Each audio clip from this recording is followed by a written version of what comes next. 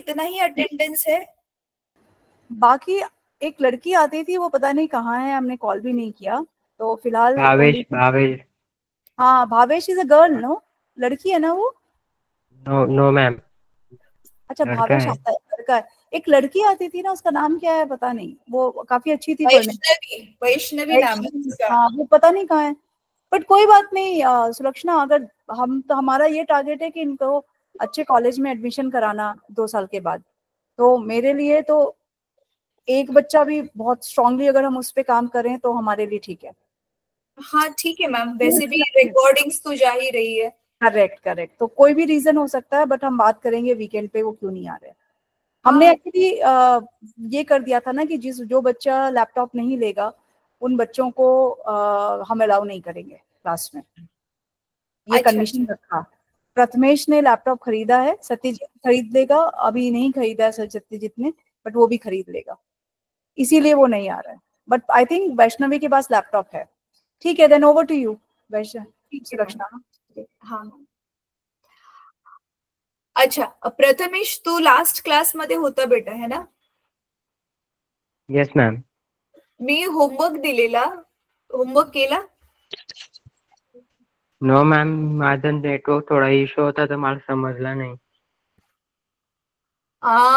एक बेटा, आता ना नेटवर्कचा जरी काही इश्यू असेल किंवा जे पण काय असेल, आता मी ग्रुपमध्ये ऍडेड आहे ना, मला ग्रुपमध्ये प्रश्न विचारले तरी चालेल, पण रेग्युलर होमवर्क करणं खूप गरजेचं आहे. कारण मी जोपर्यंत होमवर्क दिलेला करणार नाही त्याच्यावरच आधारित मी नेक्स्ट पार्ट शिकवणार ना, मग नेक्स्ट पार्ट मी जो शिकवते तो कसं कळणार मग? Yes ma'am. ठीक आहे, चला आता आपण, मी टेक्स्टबुक ओपन करते. टेक्स्टबुक तू पण समोर ओपन करून ठेव. आज आपण पुढचा टॉपिक बघणार आहोत. ठीक आहे, एक मिनिट. आतापर्यंत आपण क्लासमध्ये काय काय बघितलं मी क्विकली थोडंसं रिवाइज करते. ठीक आहे, आपण बघितलेलं फिजिकल क्वांटिटी काय असतात, स्केलार्स काय असतात, वेक्टर्स काय असतात, युनिट्स आणि मेजरमेंट्स हा जो धडा आपण चालू केलाय त्याच्यामध्ये मग आपण फंडामेंटल युनिट्स कशाला म्हणतात आणि डिराइव्ड युनिट्स कशाला म्हणतात लास्ट क्लासमध्ये हे बघितलेलं. आणि 2 ग्रहांमधलं अंतर किंवा आपल्या पृथ्वीमधलं आणि सूर्यामधलं अंतर कसं काढतात तर ते आपण बघितले. आणि त्याच्यासाठी ते काढण्यासाठी जी पद्धत यूज होते त्याच्यासाठी मी एक व्हिडिओ दाखवलेला आणि शिवाय त्याच्यासाठी तो व्हिडिओ मी ग्रुपमध्ये पण शेअर केलेला जेणेकरून तुम्ही परत एकदा बघावं म्हणून. राईट? तर मॅम, हा बेटा, सत्यजितचा मेसेज आलेला आहे की तू जॉईन नाही होऊ शकत आहे, त्याला जॉईन नाही होता येते म्हणे. ते रेकॉर्डिंग चालू केल्यावरती परत तो डिस्कनेक्ट झाला असेल. त्याला सांग की फोन स्विच ऑफ करून परत एकदा ट्राय करायला जॉईन व्हायला. कुठे तुला पर्सनली मेसेज आलाय? Yes ma'am. हा, त्याला सांग फोन ऑफ कर आणि परत एकदा ट्राय कर जॉईन करायला.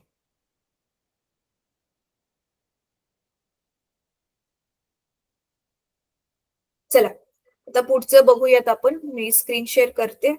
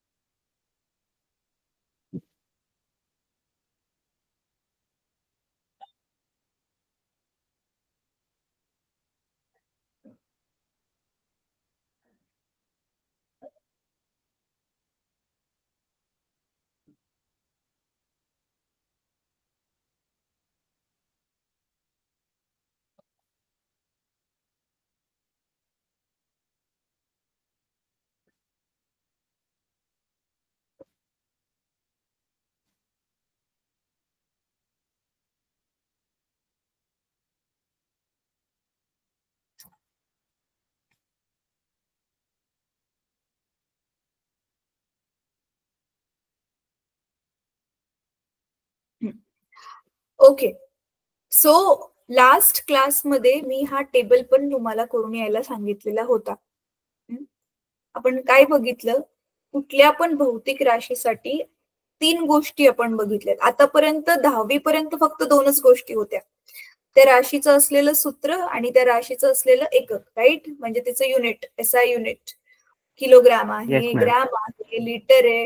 आणि जर सूत्र असेल तर जसं की आपण बघितलेलं स्पीडचं युनिट फॉर्म्युला बघितलेला, speed is equal to distance upon time, right? तसंच स्पीडचं काय आहे, युनिट पण आहे, आपण स्पीड मोजतो मीटर पर सेकंड मध्ये. आणि तसंच त्याचं डायमेन्शन पण आपण काढलेलं. डायमेन्शन आपण लिहिताना फक्त 3च गोष्टी घेतो, लांबी म्हणजे लेंथ, मास म्हणजे एम, आणि टाइम घेतो टी, राईट? तर ह्या आपण डायमेन्शन्स काढतो. हे मी गणित सोडवून दाखवलेलं. तर हे इथे डायरेक्ट जो तुम्हाला आता तक्ता दिलाय परीक्षेमध्ये ते काढून दाखवा, त्या राशीचं ते डायमेन्शन काढून दाखवा. डिराइव्ह इट्स डायमेन्शन फॉर्म्युला असं म्हणून एक्झाम मध्ये प्रश्न येऊ शकतो. ठीक आहे. तर गेला क्लास जर आठवत नसेल, मिस झाला असेल तर ग्रुपमध्ये संगीता मॅम ऍडेड आहेत. संगीता मॅमला विचारा, त्या लिंक शेअर करते. ठीक आहे, जाऊयात. तर आता हे जे डायमेन्शनल अनालिसिस आहे हे नक्की कुठे यूज होतं, का आपण काढायचं, का आपण वापरायचं, तर ते इथे सांगितले बघा. त्याचं 1, 2 आणि इथे हे दिसतोय तिसरा उपयोग. डायमेन्शनल अनालिसिस का बरं काढायचं, म्हणजे एका राशीचं आपल्याला सूत्र पण माहितीये, एकक पण माहितीये, आणि तरी पण बसून बसून हे LTMच्या स्वरूपामध्ये काय करायचं, डायमेन्शन काढायचं. असं का करायचं, तर त्याचं आपण आता हे शॉर्ट मध्ये बघूया. To check correction of physical equations. To check correction of physical equations म्हणजे काय, आता बघिते. ही इक्वेशन आठवते 9वी मध्ये आपण केलेली, V is equal to U plus first equation आपण केलेली.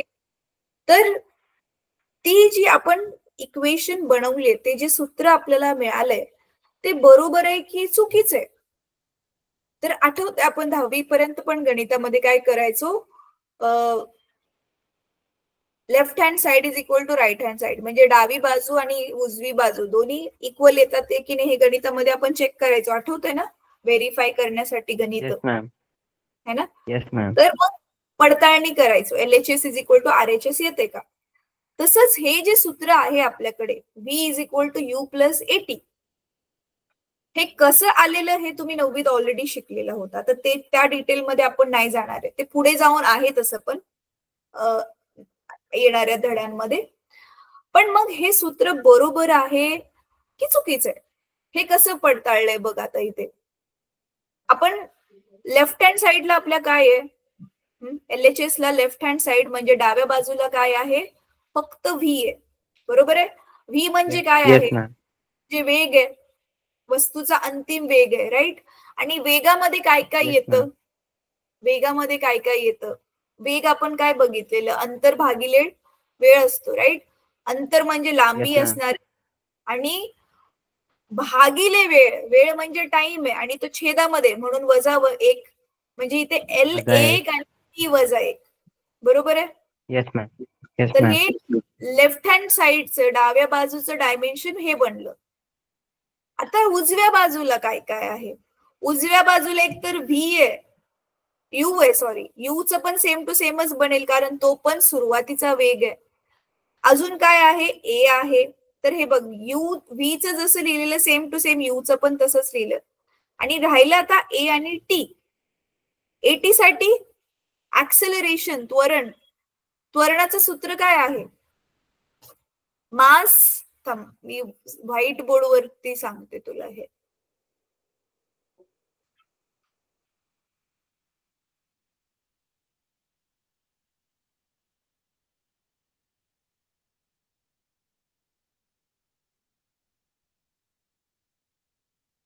माझा फळा दिसतोय.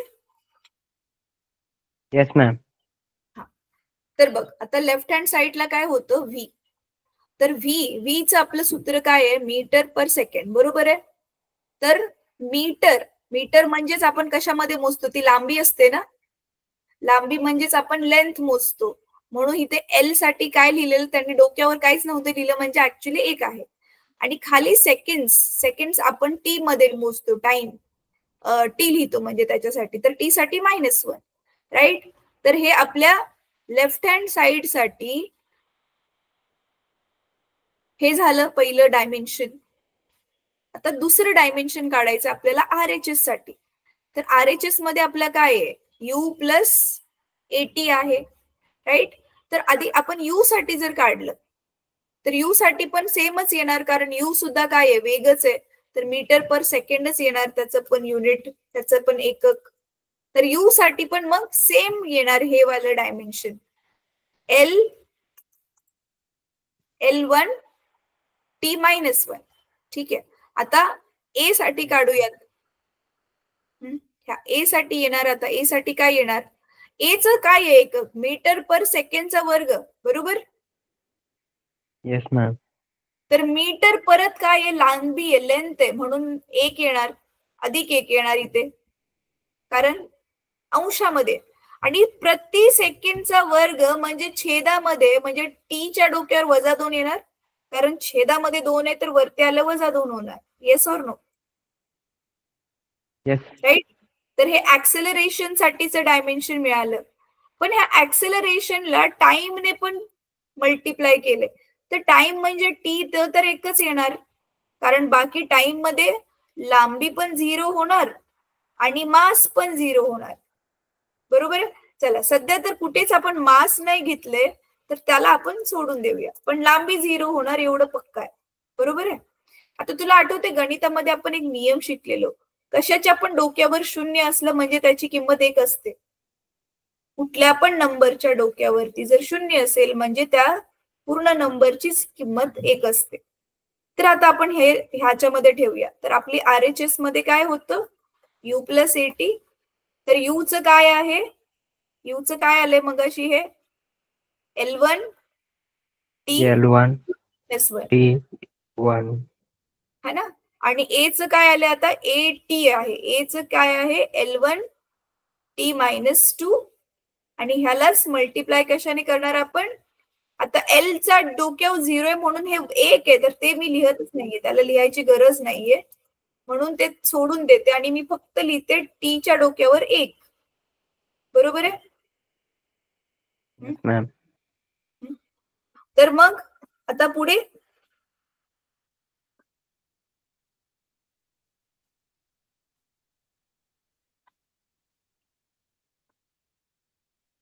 आता ह्याला असंच ठेवायचं, L1 T-1. आणि बघ, आठवते तुम्हाला घातांकाचे नियम होते, A च्या डोक्यावर M गुणिले A च्या डोक्यावर N असं असेल तर काय करायचो आपण, A च्या डोक्यावर M प्लस N ऍड करायचो, बरोबर आहे. तर इथे L च्या डोक्यावर 1 तसंच्या तसंच ठेवणार, पण इथे बघ T आणि T दोन्ही पण बेस म्हणजे पाया समान आहे, तर T ला असंच ठेवणार आणि त्याच्या डोक्यावर -2 आणि इथला 1 अधिक होणार, बरोबर आहे. तर मग L1 T-1 आणि इथे L1 आता -2 अधिक 1 काय होणार, Tचा -1 होणार, बरोबर आहे. Yes ma'am. आता बघ, इथे पण L1 T-1, इथे पण L1 T-1, तर काय होणार मग, जसं की इथे पण XY प्लस इथे पण XY असं असलं तर उत्तर काय लिहितो आपण, XY प्लस XY असेल तर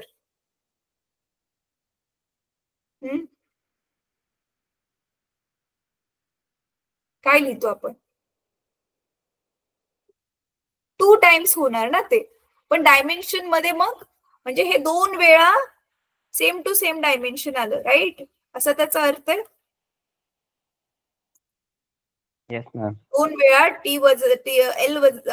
L च्या डोक्यावर 1 आणि T च्या डोक्यावर -1.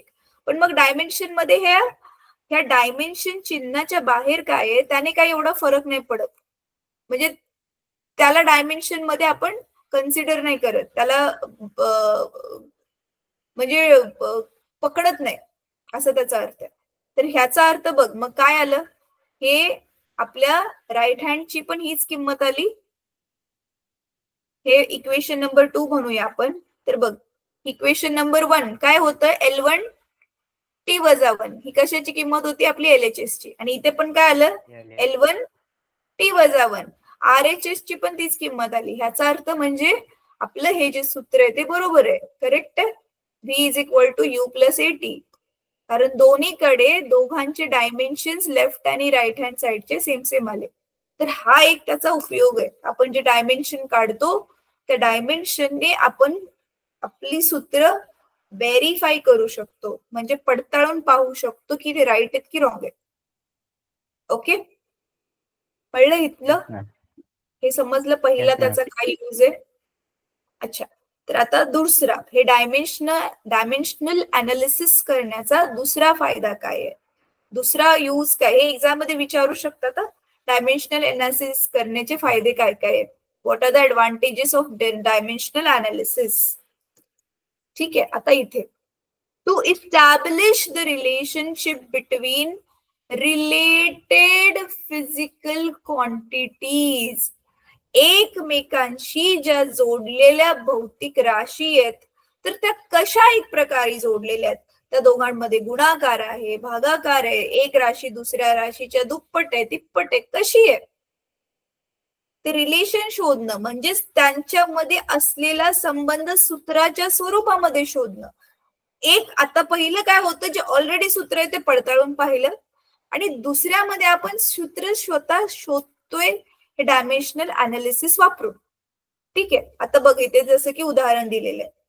काय दिलेलं आहे बघ, the period T of oscillation of simple pendulum. म्हणजे काय, नाद काटा जो आपला राईट लेफ्ट करतोय त्या नाद काट्याचा जो टाइम पिरियड आहे, टाइम पिरियड म्हणजे माहितीये ना, एक पूर्ण राऊंड कंप्लीट होण्यासाठी त्याला जो वेळ लागतो त्याला आपण टाइम पिरियड म्हणतो. टाइम पिरियडला मराठीत काय म्हणतात मला आठवत नाहीये, तुला आठवते Prathamesh? No ma'am. Time period something, प्रवेग नाही प्रवेग नाही म्हणत. टाइम पिरियडला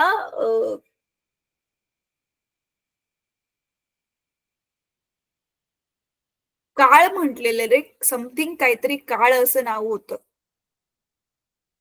बट ठीक आहे, तू मराठीच्या पुस्तकामध्ये नंतर बघ. पण टाइम पिरियड म्हणजे काय कळलं ना, जसं की आता बघ नाद काटा आहे किंवा झोका आहे, एका बाजूने सुरू केलं, इथून सुरू केलं, तो राईटला गेला, परत महागारी आला एक राऊंड कंप्लीट करून, म्हणजे जिथून सुरू केलेलं एक राऊंड मारून महागारी तिथेच आला. तर एक पूर्ण सायकल त्याला कंप्लीट करायला जो वेळ लागतो त्याला आपण टाइम पिरियड म्हणतो. ठीक आहे, तर तो त्याचा विशिष्ट काळ आहे एक सायकल कंप्लीट करण्याचा. तर बघ, the period of oscillation, the period time period T of oscillation of a simple pendulum depends on length. लांबीवर डेफिनेटली ते डिपेंड असतं. आणि दुसरं कशावर डिपेंड असतो, ऍक्सेलरेशन ड्यू टू ग्रॅव्हिटी, म्हणजे पृथ्वीच्या गुरुत्वाकर्षणामुळे त्याला जे त्वरण प्राप्त होते, ज्याला आपण काय म्हणतो, गुरुत्वीय त्वरण. ऍक्सेलरेशन ड्यू टू ग्रॅव्हिटी म्हणजे गुरुत्वीय त्वरण, ज्याची किंमत किती आहे पृथ्वीवरती 9.8, 9.8. तर आता ह्या तिघांमध्ये म्हणजे टाइम पिरियड, पेंड्युलमची लांबी आणि हे गुरुत्वाकर्षणाचं गुरुत्वीय जे त्वरण आहे, ह्या तिघांमध्ये काय संबंध आहे, तो जो संबंध आहे आपण त्याचं सूत्र बनवण्यासाठी डायमेन्शनल अनालिसिस वाली मेथड वापरू शकतो. ठीक आहे, आता तू हे स्वतःहून ट्राय करून बघ प्रथमेश. ज्यावेळी ना, थांब माझ्याकडे काय आहे का बघते, काहीतरी मिळालंय मला, थांब.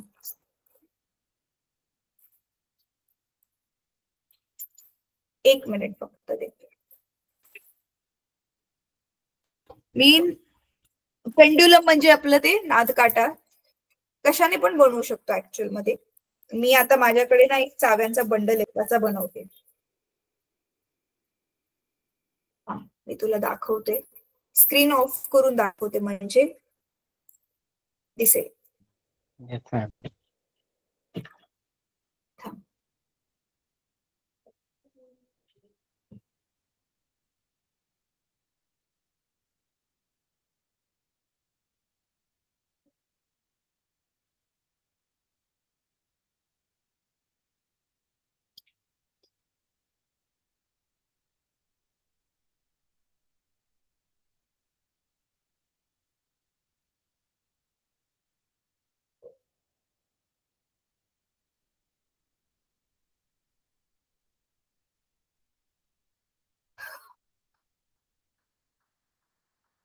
अरे बॅकग्राऊंड काढायचं काय आहेच नाही इथे.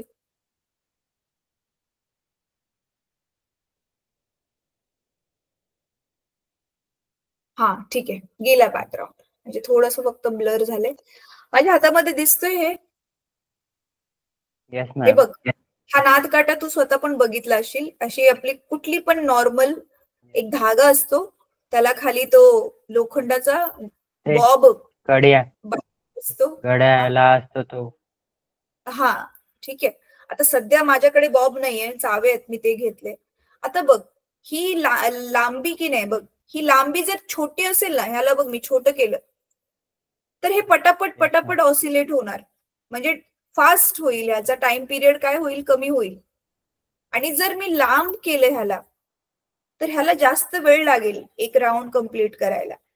तर म्हणून त्यांनी काय सांगितलं, हे कशावरती डिपेंड आहे, कशावर डिपेंड आहे हे, एक तर तो पूर्ण एक त्याला सायकल कंप्लीट करायला टाइम पिरियड त्याला किती वेळ लागणार आहे, तो एकतर लांबीवर डिपेंड आहे, दुसरं कशावरती डिपेंड आहे, गुरुत्वाकर्षण बल. पृथ्वीचं जे गुरुत्वाकर्षण बल आहे त्याच्यामुळे त्याला जे त्वरण मिळतंय, गुरुत्वीय त्वरण, त्याच्यावरती अवलंबून आहे. मग आता बघ, दोन गोष्टीवर अवलंबून आहे हे कळलं आपल्याला, पण सूत्र नक्की, सूत्र काय आहे त्याचं, म्हणजे एल चा वर्ग येणार, जी चा काय होणार आहे ते सूत्र. मग आपण हे डायमेन्शनल अनालिसिसच्या मदतीने ते सूत्र काढू शकतो. आता तेच कसं काढले आपण बघूया. ठीक आहे,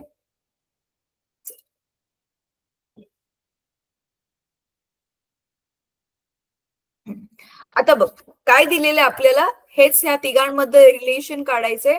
टाइम पिरियड टी, पेंडुलमची लांबी एल आणि हे गुरुत्वीय त्वरण जी, ह्या तिघांमध्ये आपसात काय संबंध आहे एका सूत्राच्या स्वरूपात, तो आपल्याला काढायचा आहे. मॅम तो सत्यजित मेसेज करतोय की आपोआप बाहेर निघून जातोय म्हणे. अरे त्याला मी लास्ट टाइमच सांगितलेलं होतं, आता तू नको त्याच्याशी बोलू, कारण तुला डिस्ट्रॅक्ट होईल. की त्याने ईमेलने लॉग इन नाही केले बहुतेक गुगल मीट मध्ये. गुगल मीटची जी ऍप असते आपल्या मोबाईलवर, त्याला ओपन केल्यावर त्याच्यामध्ये जीमेल आपला कोणाचा पण घरातला असेल त्याला लॉग इन करावं लागतं ना. जसं की आता मी माझा ईमेल आयडी त्याच्यामध्ये लॉग इन केलाय माझ्या नावाने @gmail.com. तर त्याने मेलने लॉग इन नसेल केलं, त्याच्यामुळे त्याचं तसं दाखवतोय. बरं ठीक आहे, त्याला ते नंतर हवं तर एक्सप्लेन करतो, आता सध्या तर इकडे लक्ष दे. त्याला सांग आता रेकॉर्डिंग मॅम पाठवतील, रेकॉर्डिंग बघ म्हणून, आता काही नाही करू शकत दुसरं. चला, तर मग आता ह्या तिघांमधलं रिलेशन आपण काढूया. तर तिघांमधलं काय रिलेशन काढायचं, टी, एल आणि जी. हे टी, एल आणि जी ह्या तिघांमध्ये आपसात काय संबंध आहे. तर इथे म्हटलंय सपोज, सपोज म्हणजे समजा T is directly proportional to L raise to A. म्हणजे काय, एल चा तिथे वर्ग आहे, वर्ग घन आहे की चौथा घात आहे आपल्याला माहिती नाहीये, म्हणून आपण असं मानून चालतोय की टी आणि एल मध्ये काय संबंध आहे, एकतर ते समानुपाती आहेत आणि एलच्या डोक्यावर ए आहे. आता तो ए किती असेल त्याची किंमतच आपल्याला काढायची. आता सध्या माहिती नाहीये तो किती असेल, परिमाणी. हा मांडले राशी आहे. हा, तर मांडलं आपण ए. आणि जी बरोबर काय संबंध आहे तो पण आपल्याला माहिती नाहीये, म्हणून जीच्या डोक्यावर पण आपण Yes, काय ma'am. घेतलं, बी घेतलं. ठीक आहे. तर Yes, मग ma'am. दोघं पण समानुपाती असल्यामुळे आपण ह्या दोघांना एकत्र लिहू शकतो की टी हा एलच्या एच्या डोक्यावर समानुपाती आणि जीच्या डोक्यावर बी ने पण समानुपाती आहे. तर मग आता तुला माहिती ऑलरेडी, मग हे समानुपातीचं चिन्ह काढून आपण काय करू शकतो, इक्वल टू चिन्ह टाकून आपण एक काय घेऊ शकतो, स्थिरांक घेऊ शकतो. स्थिरांकालाच इंग्लिशमध्ये कॉन्स्टंट ऑफ प्रपोर्शनॅलिटी म्हणतात आणि हे जे समानुपातीचं जे चिन्ह आहे ह्याला प्रपोर्शनॅलिटी साइन म्हणतात. So how do we read in English? T is directly proportional to G raised to B. T is directly proportional to L raised to A, G raised to B. Raised to म्हणजे त्याच्या डोक्यावर. ठीक आहे. Yes, ma'am. तर मग आता आपण हे प्रपोर्शनॅलिटी साइन काढून मग इक्वल टू साइन टाकलं. ठीक आहे. आता पुढे काय? पुढे मग आपण मगाशी केलेलं सेम टू सेम तसंच करायचं. लेफ्ट हँड साइडचं काय काढायचं, डायमेन्शन काढायचं आणि राईट हँड साइडचं पण आपण काय काढायचं, डायमेन्शन काढायचं. ठीक आहे. तर आता बघ, दोघांचे डायमेन्शन सेम असायला पाहिजेत कारण मध्ये इक्वल टू साइन आहे. म्हणून आता काय करतोय आपण, डायरेक्ट इथे आपण व्हेरीफाय नाही करत आहे. इथे आपल्याला ऑलरेडी माहिती आहे की हे व्हेरीफाईड आहे आणि आपण सूत्र शोधतोय. म्हणून टी मध्ये काय आहे, टी काय आहे, नुसता वेळ आहे. तर टीचा म्हणून डोक्यावर एक आला, बाकी इथे लांबीचा संबंध नाहीये आणि वजनाचा पण वस्तुमानाचा पण संबंध नाहीये, मासचा पण संबंध नाहीये. म्हणून एलच्या डोक्यावर 0, एमच्या डोक्यावर 0 आणि टी साठी आपण काय लिहिलं, टीच्या डोक्यावर 1. Same to same. के पण स्थिरांक आहे तर त्याची किंमत एक नंबर असतो, तर त्याला काय करायचं नाहीये, केला बाहेर ठेवला आपण. आता एल, एल म्हणजेच लांबी आहे, राईट. मग एल साठी आपण काय लिहिणार, 1 लिहिणार आणि ऑलरेडी एल साठी आपण जो ए मांडलेला तो बाहेर लिहिला. Same to same g again काय आहे, त्वरण आहे, गुरुत्वीय त्वरण आहे. त्याचं सूत्र काय होतं, मास. अच्छा ठीक आहे, थांब मी हे तुला व्हाईट बोर्डवर सोडवून दाखवते, मग तुला अजून व्यवस्थित समजेल.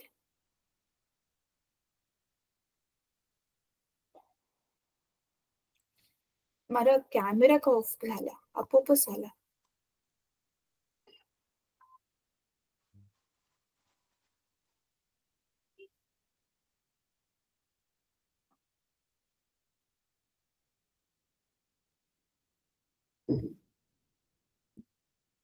दिसतोय आता व्हाईट बोर्ड माझा? No, ma'am. अच्छा ठीक आहे, 2 मिनिटं थांब, कधी कधी यायला वेळ लागतो.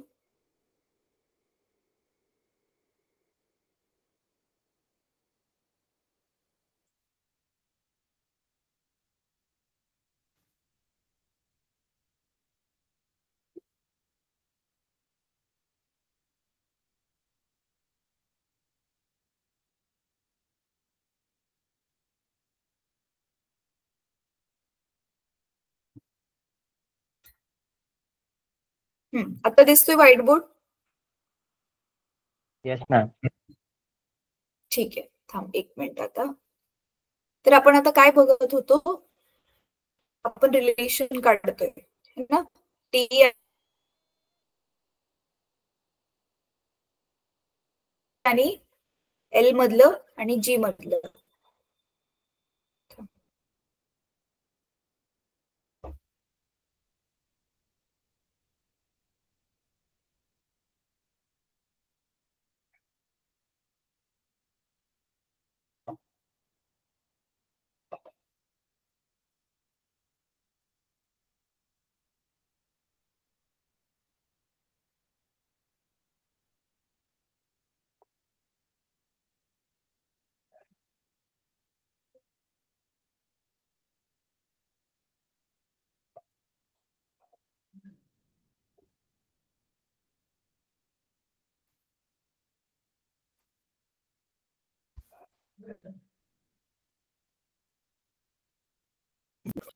तर आपण आपली एलएचएस आता काय होती, टी आहे.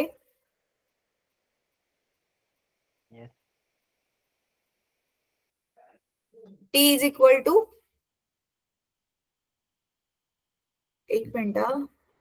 थोडा नेटवर्क इश्यू वाटतं.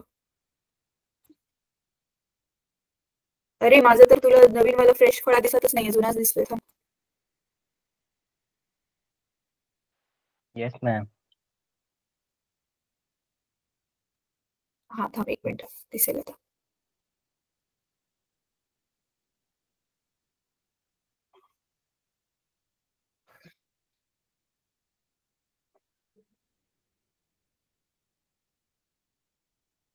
आता दिसतोय? Yes ma'am. नाही मॅम, जुनाच दिसतोय. जुनाच बघ ना, दिसतोय मी मॅम. इरेज केलेलं दिसतंय आता. हो मॅम. मी इरेज केलंय बेटा. इरेज केलेलं नाही दिसत आहे तुला? मला येस तर मॅम. येस तुला जे मॅम. दिसतंय ते त्याच्यामध्ये इरेज केलेलंच दिसतंय. बघ ना, इरेज केलंय मी आता, मोकळा केलाय फळा. ठीक आहे, येस चला. मॅम. हा दिसतोय ना आता? बघ आता काय बघतोय आपण, टी इज इक्वल टू, थांबा एक मिनिट, मी खिडकी उघडते, नेटवर्क जरा ठीक होईल.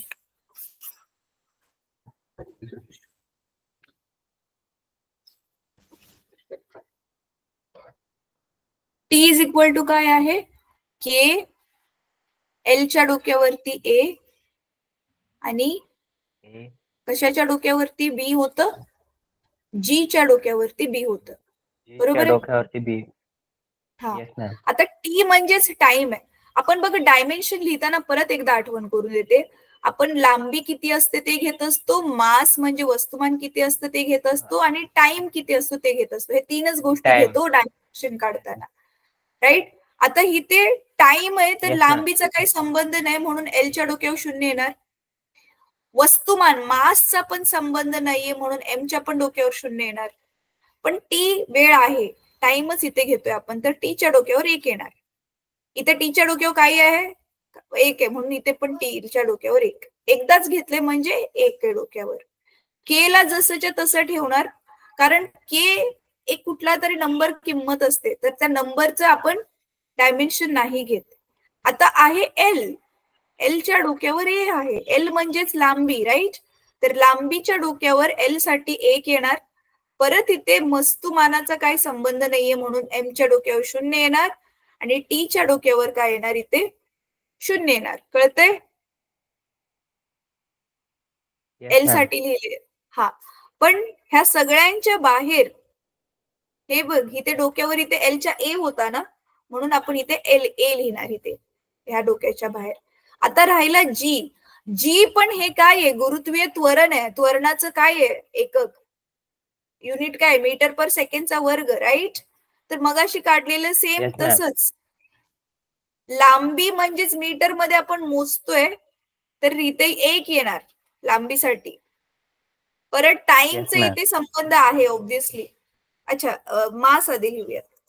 तर मास वजनाचा गुरुत्वीय त्वरणाशी मासचा काही संबंध नाहीये, म्हणून एमच्या डोक्यावर 0 येणार. आणि इथे टाइम टी, टीच्या डोक्यावर येणार -2. -2 का आलं, कारण छेदामध्ये आणि डोक्यावर इथे सेकंडच्या 2 आहे. मगाशी जसं त्वरणाचं आपण Yes, ma'am. काढलेलं ना एच, सेम तसंच इथे पण येणार, राईट? Yes ma'am.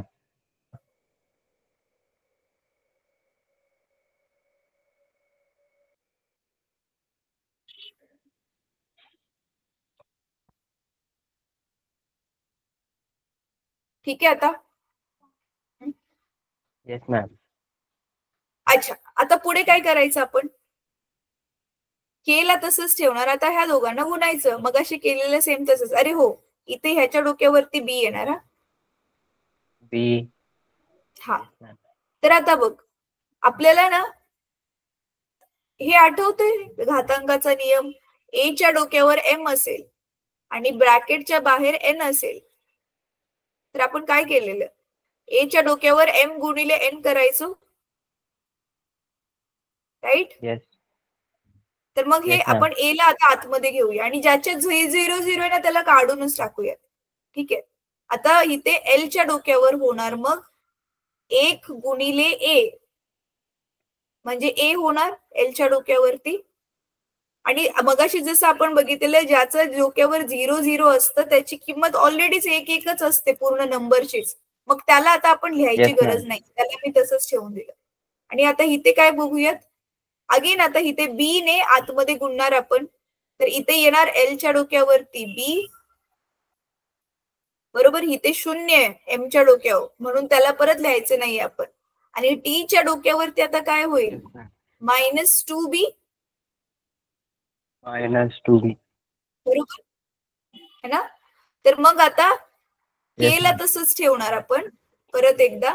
आता बघ एलच्या डोक्यावर इथे ए आहे आणि इथेच एलच्या डोक्यावर बी पण आहे, मग तोच मगाचा नियम a⁻m गुणिले a⁻n असं असेल तर घातांकाच्या नियमानुसार आपण काय करायचो, ए च्या डोक्यावर एम अधिक एन करायचो. तर मग इथे एल लिहिणार आपण आणि इकडे ए प्लस बी, बरोबर. इकडे ए होतं आणि एलचं इकडे बी होतं. Yes, ma'am. इथे टी च्या डोक्यावरती -2b जसंच्या तसं राहणार, राईट. आता मग कळतंय इथे एलच्या डोक्यावर ए अधिक बी आलं आणि टीच्या डोक्यावर -2b आलं. आता नीट बघ हा बेटा, इकडे लेफ्ट हँड साइडला हे एल आणि एम हे निघून जाईल. सध्या ना इथे आपल्याकडे एल आणि टी आहे, तर एम ला घालूया आपण, एम ला लिहायची गरज नाहीये. तर बघ आता मी खाली कसं लिहिते बघ, मग इथे येणार एलच्या डोक्यावर 0 आणि टीच्या डोक्यावरती 1 आपल्या लेफ्ट हँड साइडचा, बरोबर आहे. आता ए आणि बी ची किंमत काढण्यासाठी गेल्या वर्षी जर तुला आठवत असेल तर आपण काय करू शकतो, खालच्या पायाला कम्पेअर करून जर पाया समान असेल सॉरी, तर आपण काय करू शकतो, त्यांचे घातांकाला इक्वेट करू शकतो. म्हणजे काय करू शकतो, घातांक त्यांचे जे आहेत ते समान लिहू शकतो. बघ आता मी काय करते, इथे हे दोन्ही इक्वल लिहिले, आपली लेफ्ट हँड साइड आणि राईट हँड साइड इक्वल आहे असं आपण ऑलरेडी लिहिले, बरोबर आहे. तर मी बघ एलच्या डोक्यावर इथे 0 आहे Yes, ma'am. लेफ्ट हँड साइडला आणि राईट हँड साइडला ए Yes, अधिक ma'am. बी आहे. तर मी असं लिहू शकते मग 0 बरोबर ए अधिक बी, कारण आपण दोघांच्या हो, ma'am. एलचं डोकं कम्पेअर केलं, Yes, ma'am. Right. Same to Yes, same ma'am. टीच्या डोक्याला आता कम्पेअर कर. लेफ्टला टीच्या डोक्यावर 1 आहे, तर 1 बरोबर राईटला Yes, ma'am. टीच्या डोक्यावर काय -2b, Right आहे. -2b. म्हणजे बी ची किंमत किती आली, हे B -2 वजा तिकडे गेल्यावर -2 इकडे गेल्यावर लेफ्टला गेल्यावर भागिले होईल ना, म्हणजे बी ची किंमत किती आली, -1/2 Yes, ma'am. है ना. आणि आता ही बी ची किंमत इथे ठेवू, ए अधिक बी बरोबर 0 आलंय, तर ए अधिक बी बरोबर 0 मध्ये बी ची किंमत ठेवू इथे -1/2, तर ए ची किंमत किती येईल मग,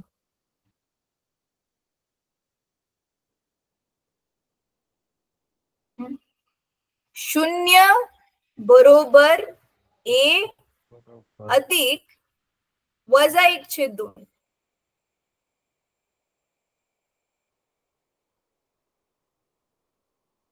बरोबर आहे. Yes, ma'am. तर आता किती येईल मग, हे -1/2 अधिक आहे, तिकडे गेल्यावरती काय होणार, अधिक होणार ना, म्हणजे वजाचं चिन्ह निघून जाणार. तर 1/2 बरोबर ए येणार, बरोबर आहे, हो की नाही. Yes, ma'am. याचा अर्थ आपण जे मगाशी सूत्र लिहिलेलं, आता त्याच्यामध्ये ए आणि बी ची किंमत आपल्याला मिळाली. काय सूत्र लिहिलेलं आपण, हे बघ, हे सूत्र लिहिलेलं ना, टी बरोबर के एलच्या डोक्यावर ए आणि जी च्या डोक्यावर बी, G च्या डोक्यावर B. हा, तर मग के जसाच्या तसा. आता एल च्या डोक्यावर ए आहे म्हणजे एल च्या डोक्यावर 1/2 आणि जी च्या डोक्यावर -1/2. मिळालं की नाही सूत्र आपल्याला, राईट? आता तुला माहिती आहे ना, तुला माहिती आठवते, सपोज 3 च्या डोक्यावर 1/2 असतं म्हणजे ऍक्च्युअल मध्ये ते वर्गमुळात 3 आहे, है ना? आणि 3 च्या डोक्यावर -1/2 आहे म्हणजे ते वर्गमुळामध्ये 1/3 आहे म्हणजे ते छेदामध्ये आहे. की नाही? गणित आठवत, त्याच्यासाठी आपल्याला बेसिक गणित येणं गरजेचं आहे फिजिक्स मध्ये. तर मग आता मग काय लिहायचं आता ह्याचं पुढे सूत्र म्हणून, इथे छोट्या हँडरायटिंग मध्ये आता मी लिहिते. म्हणून इथे मग टीचं सूत्र काय बनेल आता, टी बरोबर के एल च्या डोक्यावर हाफ आहे म्हणजे वर्गमुळामध्ये एल आहे, बरोबर? Yes ma'am. इथे जी च्या डोक्यावर -1/2 आहे म्हणजे वर्गमुळामध्येच खाली छेदस्थानी जी आहे. तर मिळालं की नाही सूत्र, T is equal to K √L/G, वर्गमुळामध्ये एल भागिले जी. तर मिळाला संबंध आपल्याला, सूत्र मिळालं. समजलंय हे पक्का? Yes ma'am. ठीक आहे, आता हे स्टॉप करते आणि टेक्स्टबुक दाखवते परत. मग तेच त्यांनी टेक्स्टबुक मध्ये पण सोडवून दाखवले. तुझ्या समोर पण टेक्स्टबुक ओपन ठेव. प्रथमेश बेटा, तू लॅपटॉप वरती आहेस? Yes ma'am. मग तुला व्यवस्थित मोठं दिसतंय ना? Yes ma'am. ठीक आहे, गुड. अच्छा, मला एक गोष्ट सांग, पण तुझ्या इकडे आता लॅपटॉपला इंटरनेटसाठी इश्यू नाही होत? कारण मोबाईलचं हॉटस्पॉट कनेक्ट केलेस लॅपटॉपला की अच्छा त्याच्यामध्येच टाकले? SIM. Yes ma'am, SIM card insert केलेलं आहे. हा, चला बरं झालं. मग जरा त्याच्याने नेटवर्क इश्यू थोडा कमी होतो त्याच्या आतमध्येच असल्यामुळे. ठीक आहे, चला. तर मग टेक्स्टबुक बघ, आता स्क्रीनवर बघ हवं तर, किंवा तुझ्या समोर ठेवलेलं टेक्स्टबुक बघ, तुझी मर्जी. तर इथे तेच आलं बघ आपलं, हे A+B -2B. आणि मग हे बघ, आपण पण तसंच केलं ह्यांनी. A + B = 0 आलं आपलं, आणि A आणि B ची किंमत मग -2. हा, ठीक आहे. आणि मग आपली जी किंमत आलेली बघ, सेम टू सेम 2B = -1 म्हणून B चा व्हॅल्यू आली हाफ, A ची व्हॅल्यू आली +½ B ची व्हॅल्यू आलेली -½ सेम सूत्र आलं आपलं, K वर्गमुळात L भागिले G. ठीक आहे. आणि ह्यांनी काय सांगितलं मग, हा जो K स्थिरांक आहे ही एक्सपेरिमेंट, नाद काटा घेऊन त्याच्याबरोबर एक्सपेरिमेंट करून करून K ची किंमत काढू शकतो. आणि ती ऑलरेडी सायंटिस्ट लोकांनी लिहून ठेवली आणि ती किंमत आहे 2π. मग इथे ते 2π किंमत ठेवली K ची. तर हे आपल्याला मग नवीन सूत्र मिळालं, T is equal to 2π √L/G. कळते? Yes ma'am. सो मग डायमेन्शनल अनालिसिसचा पहिला वापर काय होता, आपण जे ऑलरेडी फॉर्म्युला आहे तो व्हेरीफाय केला की तो राईट आहे की रॉंग आहे. दुसरा यूज काय झाला, आपण सूत्र स्वतः शोधून काढलं डायमेन्शनल अनालिसिस यूज करून. आपल्याला माहिती नव्हतं तरी पण आपण ते शोधून काढलं की बाबा त्याच्यात काय संबंध आहे. त्याच्यानंतर ना आता तिसरं बघ, to find the conversion factor between the units of the same physical quantity in 2 different systems of units. म्हणजे काय कन्वर्जन फॅक्टर? म्हणजे आता जसं की बघ, 1 किलोग्राम म्हणजे 1000 ग्राम असतं. कळतंय? तर 1 किलोग्राम हे SI पद्धतीमधलं युनिट आहे. SI पद्धत म्हणजे स्टँडर्ड इंटरनॅशनल युनिट आहे आणि ग्रॅम हे सीजीएस पद्धतीमधलं युनिट आहे. आय होप तुला माहिती आहे SI पद्धत काय असते, सीजीएस पद्धत काय असते युनिट्स मोजण्याची. नाही माहिती? माहिती आहे? SI पद्धत म्हणजे standard international unit. Standard international unit म्हणजे काय? पूर्ण वर्ल्ड वाईड ज्यावेळी तुम्ही वस्तूंची देवाणघेवाण करताय किंवा कॉमन गोष्टींबद्दल बोलताय तर तुम्ही ती एकाच एककामध्ये मोजणार. म्हणजे आता से फॉर एक्झाम्पल की भारताला कापड विकायचंय अमेरिकेमध्ये, मग त्या कापडाची लांबी मीटर मध्येच मोजणार कंपल्सरी. Same to same. आता अमेरिकेला भारताला लाकूड विकायचंय, मग त्या लाकडाची पण लांबी मोजायची आहे, मग तो पण मीटर मध्येच मोजणार, जेणेकरून कन्फ्युजन नाही राहणार. नाहीतर भारत सेंटीमीटर मध्ये मोजतोय, अमेरिका मीटर मध्ये मोजतोय, तिसरा कुठला तर देश वेगळ्याच कशामध्ये तरी मोजतोय, फूट मध्ये मोजतोय, इंच मध्ये मोजतोय, तर त्याने खूप कन्फ्युजन क्रिएट होईल आणि मग किती मीटरचा किती दर आहे ते लावणं पण मुश्किल होईल. म्हणून मग ह्या सगळ्या वैज्ञानिकांनी मिळून काय ठरवलं की पूर्ण विश्वामध्ये ज्यावेळी आपण अशा वस्तूंबद्दल बोलू त्यावेळी एकच माप ठेवायचं. म्हणजे ज्यावेळी तुम्ही लांबीबद्दल बोलताय, लांबी नेहमी मीटर मध्येच मोजायची. ज्यावेळी तुम्ही वस्तुमान म्हणजे मास बद्दल बोलताय, मास नेहमी किलोग्राम मध्येच मोजायचं. ज्यावेळी तुम्ही वेळेबद्दल बोलताय, वेळ नेहमी सेकंड्स मध्येच मोजायचा. तर त्याला म्हणतात standard international units, SI units. म्हणजे एक पूर्ण विश्वामध्ये एक समान वापरली जाणारी एकक. आणि दुसरी सीजीएस एकक म्हणजे काय? CGS. सी म्हणजे सेंटीमीटर, सी म्हणजे सेंटीमीटर मध्ये लांबी मोजली जाईल, जी म्हणजे ग्रॅम मध्ये वस्तुमान मोजलं जाईल, एस म्हणजे टाइम सेकंड्स मध्ये मोजला जाईल. तर SI पद्धतीत आणि सीजीएस पद्धतीमध्ये फक्त टाइम दोघं पण सेकंड मध्ये मोजला जातो, अदरवाईज बाकी की एकक वेगवेगळी आहे. तर मग आता इथे काय म्हटले की एका पद्धतीमधलं जर मला एकक माहिती आहे तर सेम तेच एकक दुसऱ्या पद्धतीमध्ये कसं काढायचं, म्हणजे दोघांमध्ये रिलेशन काय आहे. जसं 1 किलोग्रॅम म्हणजे 1000 ग्रॅम आहे, ते तर आपल्याला लहानपणी शिकलो आपण, पाठ झाले, पण बाकी सगळ्या गोष्टींचं माहितीच असेल असं गरजेचं नाहीये ना. उदाहरणार्थ आपण बल कशामध्ये मोजतो? न्यूटन मध्ये मोजतो SI पद्धतीमध्ये. सीजीएस पद्धतीमध्ये काय आहे ते माहिती नाहीये. सीजीएस पद्धतीमध्ये 1 न्यूटन म्हणजे किती अर्ग असतं ते काढू शकतो. सेम टू सेम ऊर्जा आपण कशामध्ये मोजतो?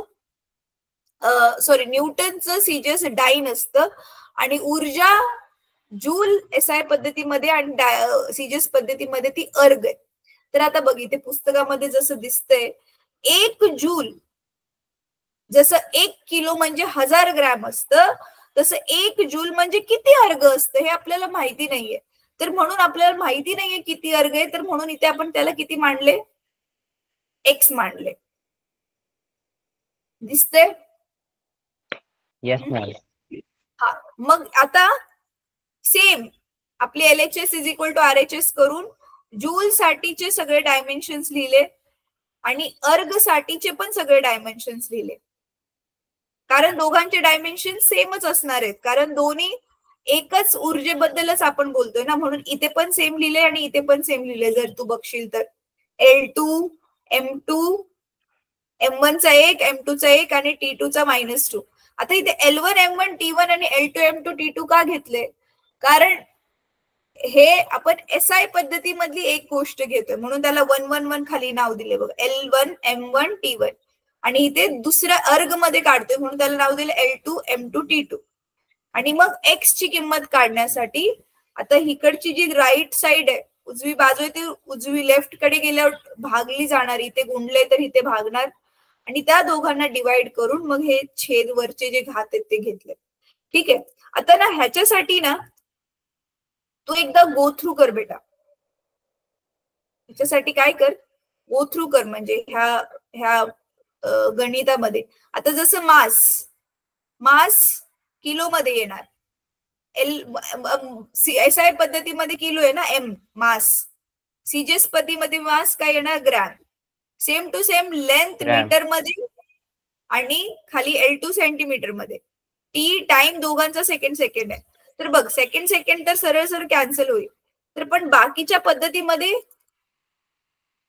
किलोसाठी 10⁻³ किलोला ग्रॅम मध्ये कन्वर्ट करण्यासाठी काय करणार आपण, दोघाला बघितले, किलोला परत ग्रॅम मध्ये कन्वर्ट केलं आणि पण 1 किलो म्हणजे 10⁻³ म्हणजे 1000 ग्रॅम असतं म्हणून 10⁻³ टाकला. Same to same metre, 1 metre 100 centimetre असतं म्हणून मीटरला काढून 100 सेंटीमीटर लिहिलं.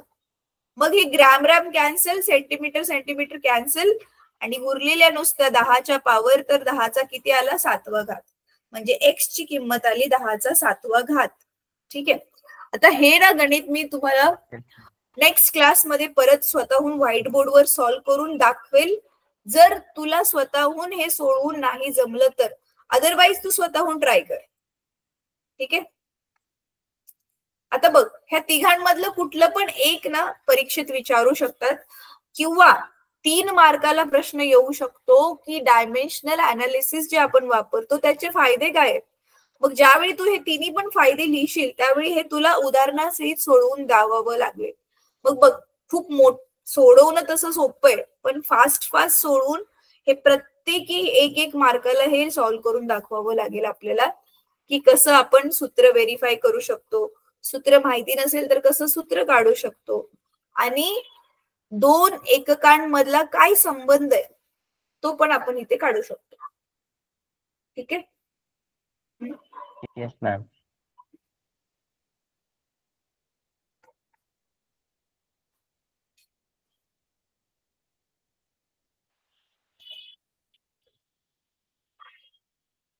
लेफ्ट होऊ शकतो मॅम.